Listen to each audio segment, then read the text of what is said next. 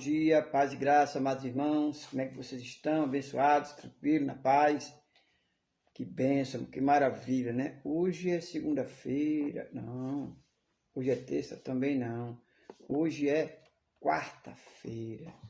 Quarta-feira é um dia especial, né? Deus fez para mim e para você glorificar e bendizer o nome dele. Já passamos segunda, já passamos terça e agora quarta-feira. Grandes coisas o Senhor tem para mim e para você. Hoje eu vou trazer um assunto muito interessante. Eu sempre tive curiosidade, eu acho que vocês também, de saber qual era a equivalência do Satanás em diferentes religiões no mundo.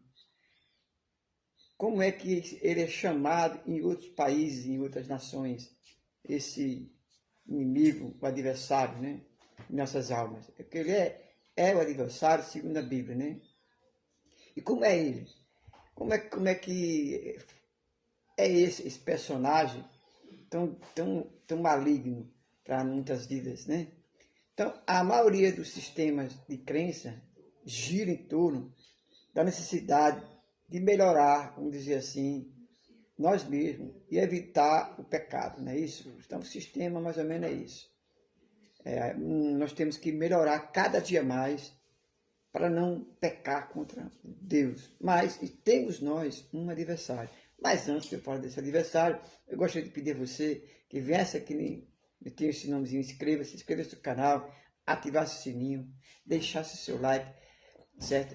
E compartilhasse esse vídeo, porque nós estamos trazendo aqui assuntos muito importantes para o conhecimento bíblico, para o conhecimento seu espiritual. Então, dá uma força, me ajuda aí a atingir essa meta de 1.001 inscritos. Mas vamos lá. Diz assim, o bem, né, geralmente é associado a um ou vários deuses. Ainda, por exemplo, tem milhares de deuses, né? Enquanto que o mal é frequentemente incorporado por ser malicioso e destrutivo, né? No cristianismo, Satanás, que é o adversário, ele é personificação do mal. Ele já foi um anjo chamado Lúcifer, que vivia no céu, mas caiu em desgraça e foi banido por Deus. E ele foi enviado para onde? Para o inferno. Um reino de fogo eterno, tá? Onde viveria para sempre. Viveria, não, vai viver para sempre, né?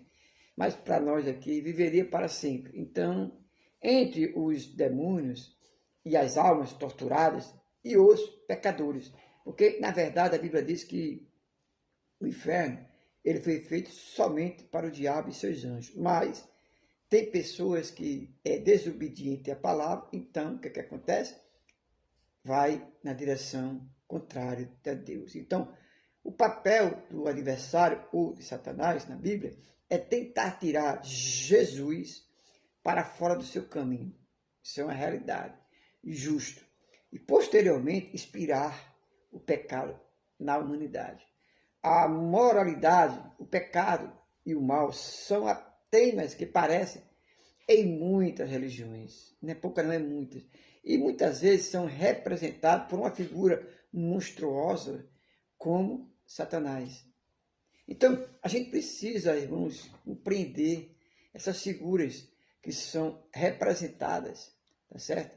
Tá? São representadas. Então, vamos ver aqui no budismo. O budismo, ele é chamado, quem? O adversário, o diabo, de Manran. Manran, tá certo? No cristianismo, é o diabo. O diabo apareceu em uma forma diferente, para quê? Para tentar Jesus. No budismo, o demônio é chamado de Maran, certo? Desempenhou um papel semelhante ao de Buda.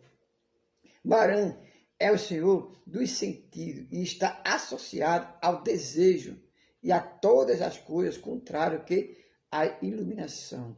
Então, no budismo, ele, segundo a sua religião budista, ele tentou Buda, né? Então, Maran no budismo, essa personagem, esse personagem. Então, nós podemos ver que no cristianismo, esse contexto, certo? Esse contexto, no cristianismo, o diabo apareceu de muitas formas mesmo.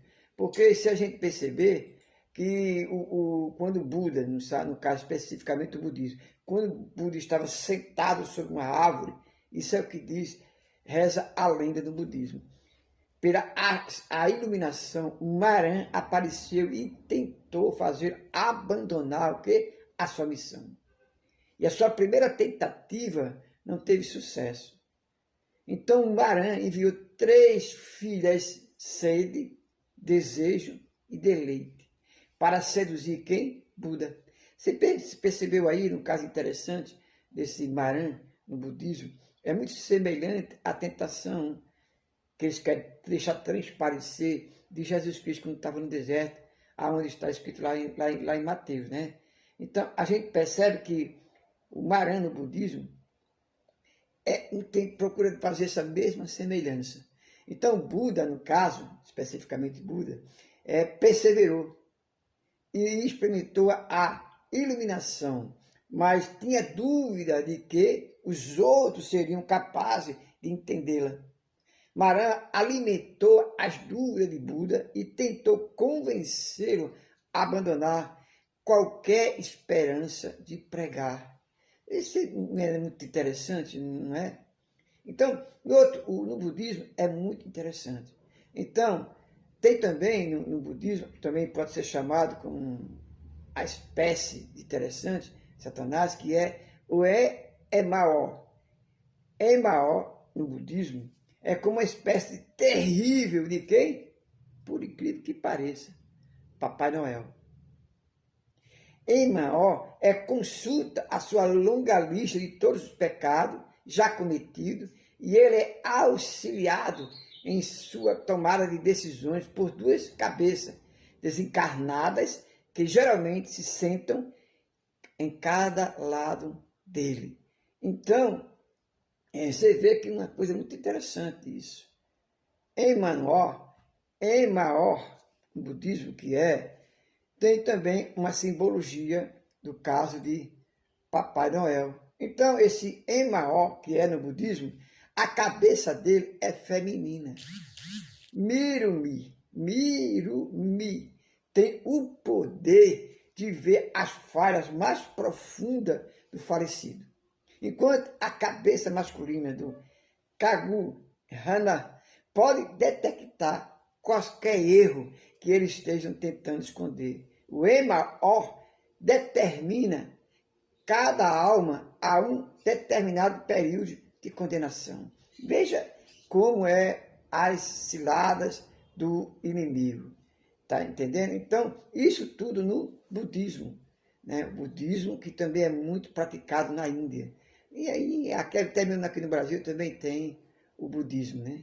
É interessante. Outra, hoje até agora, que a Bíblia fala desse lugar, que é o Hades, na mitologia grega da época, né? Eu vou falar desses dois, mas antes de eu continuar falando, agora eu gostaria de pedir a você, se inscreve no canal, ativa o sininho, deixa o teu like, deixa o teu comentário, me ajuda a atingir essa meta de 1.000 inscritos. Pede um amigo, uma amiga, para se inscrever no canal, não paga nada. Estará nos ajudando a cada dia mais pesquisar e trazer assuntos interessantes para o crescimento da sua fé na Bíblia e em Cristo. Sabendo diferenciar o que é certo e o que é errado. Então, vai lá, se inscreve no canal, ativa o sininho. Voltando. Então, o Hades, na mitologia grega, antiga no caso, né? O Hades é o deus do submundo, que é o inferno, né? Então, o bem e o mal não são tão preto e branco na mitologia grega quanto no cristianismo, mas o Hades é o mais próximo do diabo que você encontrará nesse sistema de crença pagã. Então, tem também na mitologia grega Plutão, na mitologia também romana. Então, na Roma antiga, os mesmos deuses existiam, mas com um nome diferente. Hades passou a ser conhecido como Plutão.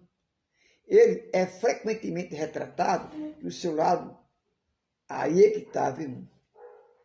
Ao seu lado de seu cachorro de 3 cabeças. Então, Cerberus, que guardava os portões do submundo. Então, a gente percebe interessante esse questionamento, né? Outro ponto é o Hel. Hel é na mitologia nórdica. Na mitologia nórdica, o Hel é uma deusa que governa o submundo. Hel é a filha de Loki, de um gigante chamado Agraboda, tá? E ela também é uma gigante. Ela frequentemente é descrita como uma cruel e sombria, e geralmente é retratada com uma careta no rosto. É interessante isso, né? Veja como é isso antigamente, como é as coisas que estão a acontecer. Outro assunto, irmãos, que interessante, que a gente precisa saber, tá certo? É o quê?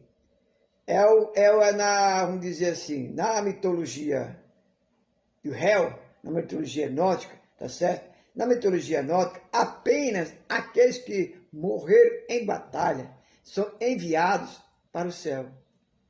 Pensou?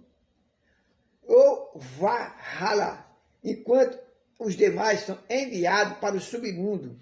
Hela era responsável por decidir o destino de cada alma no submundo, já que eles poderiam ser enviados para várias áreas diferentes, de diversos graus de paz ou de sofrimento. Dizem que o Hel é insensível e indiferente ao tomar as suas decisões. Que coisa, né? A gente precisa, irmão, entender como o diabo ele não muda a sua maneira de ser, de enganar as pessoas, né? Por isso que a Bíblia ela é tão fantástica que ela nos avisa a respeito desse assunto. Mas vamos lá, continuando. Já no Egito Antigo tem Osíris. Osíris ou Nabis, que no Egito, os deveres geralmente desempenhados por Satanás no cristianismo era dividido entre vários deuses com associação obscura. Um desses deuses era Osíris. Osíris, o senhor do submundo, que julgava o que, irmão? O espírito dos mortos. Então, a gente percebe que Osíris, irmãos, foi auxiliado por Tote, o deus da ordem e o caos, e ele presidia as almas no submundo com Osíris. E aqueles que se preocupavam em receber um julgamento injusto, apelavam para a ajuda de Torte. Então, você percebe uma coisa interessante. Veja, quando Moisés desceu para o Egito, Moisés teve que lutar com 10 deuses. E um desses deuses era esse Osíris, tá certo? Que Moisés teve que lutar. Então, tem também no Egito também o Anubis.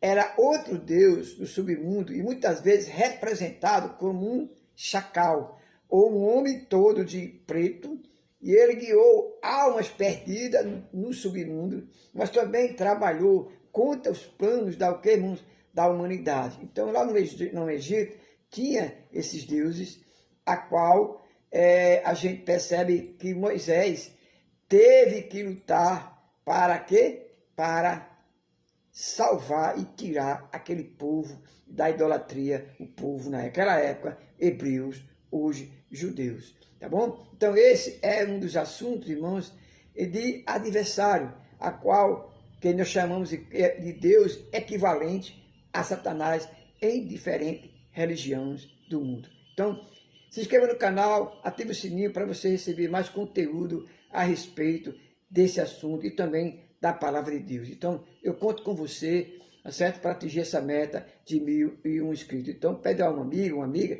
para se inscrever no canal e vem junto comigo aprender um pouco mais da Bíblia e também de heresias, tá certo? De outras religiões, tá bom? Deus abençoe e até amanhã, em nome de Jesus.